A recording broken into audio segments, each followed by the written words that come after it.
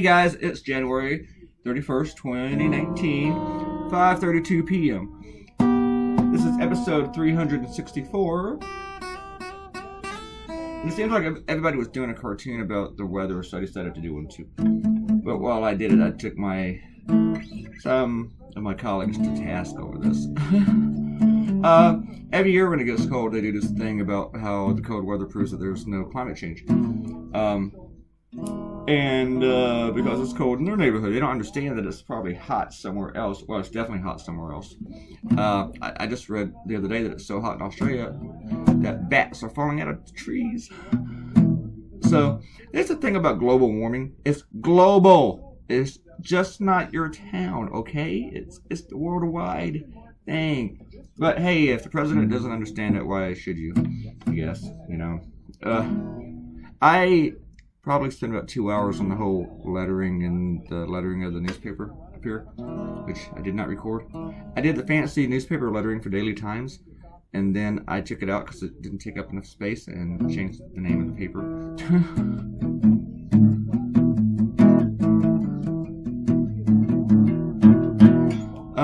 We got a lot of shit comments today.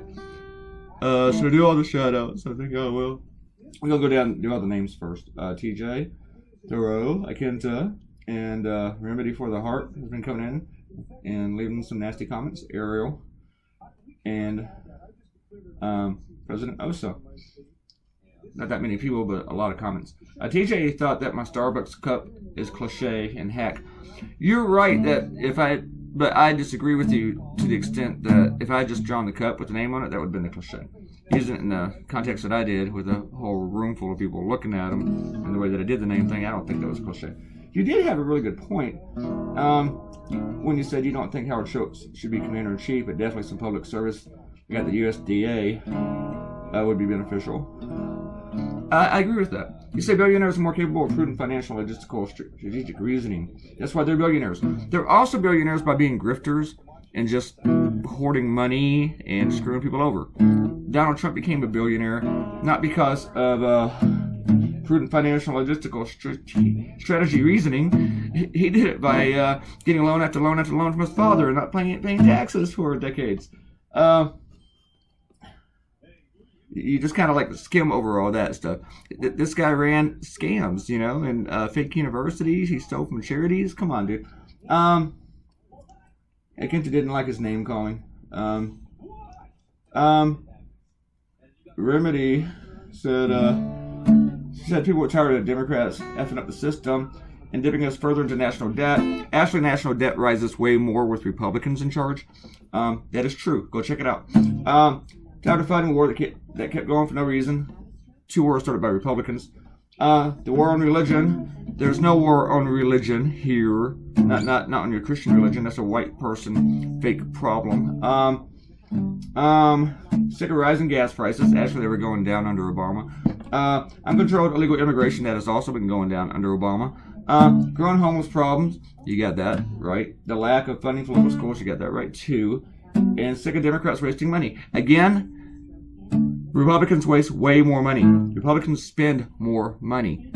And they waste it. For instance, billions on a border wall that is not necessary. So, huge tax cuts for themselves and for all their buddies, you know. That puts us further into national debt. Into like $1 trillion debt. Everything I just said is true. Yeah. Arrow talks about cliche. And that some people don't really understand what it means, and I agree with you about that.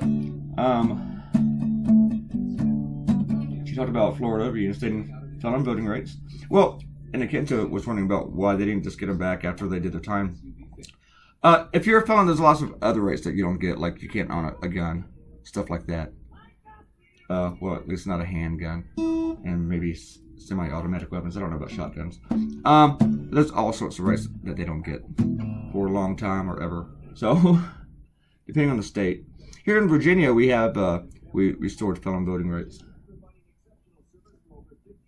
And then a Remedy came back and he called Kenta a bad name. Dude, Remedy, just stop doing that, okay? If you don't like what somebody says, don't come in here and just call them morons and shit like that.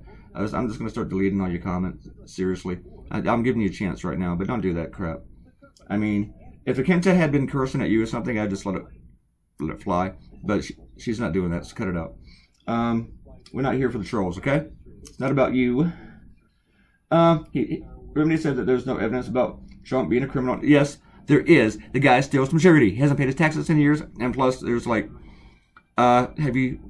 he's given out information to, you complain about Hillary and national security. Trump just hands information over to the Russians. He does. Jeez. Alright, you're a Trump troll. Get it? I can't tell like the crowd scene. And I was going to count that, actually, just out of curiosity myself, while I was drawing it. And I thought, no, I don't have to. Let Akenta do it.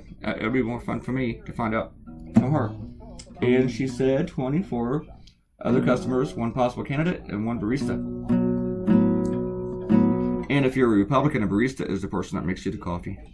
So, and President Oso loves all the people in the drawing. And he said the cartoon should be framed because it's so beautiful looking. That I don't know, but thank you very much, Mr. Oso. You guys should go click on his name and check out his channel. He does some really good stuff. He has a lot of stuff. He has more followers than I do. Do you have trolls like I do, Mr. Oso?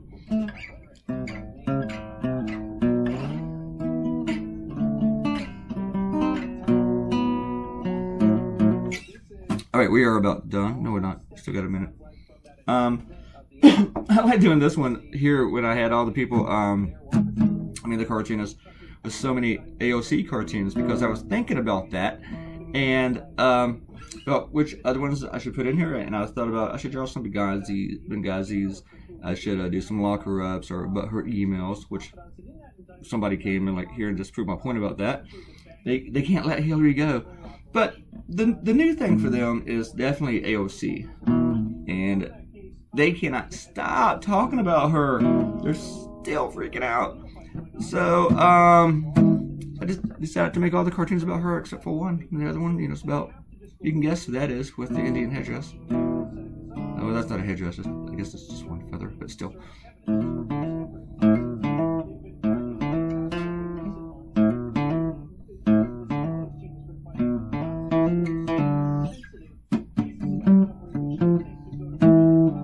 I have finished all my cartoons kind of late this week because I've been starting them late, like about 4 a.m. You gotta work on my sleeping schedule. I'm waking up about 3.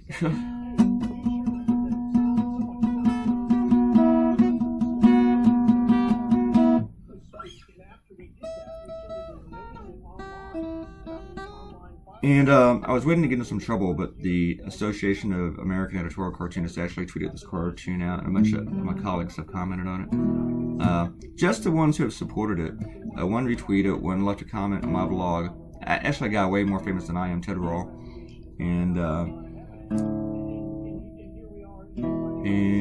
Yeah, I'm waiting to see if any. Oh yeah, a few other blogs have put it out there too, talking about journalism in general and everything. My former employer is now owned by Berkshire Hathaway, so that made sense for me.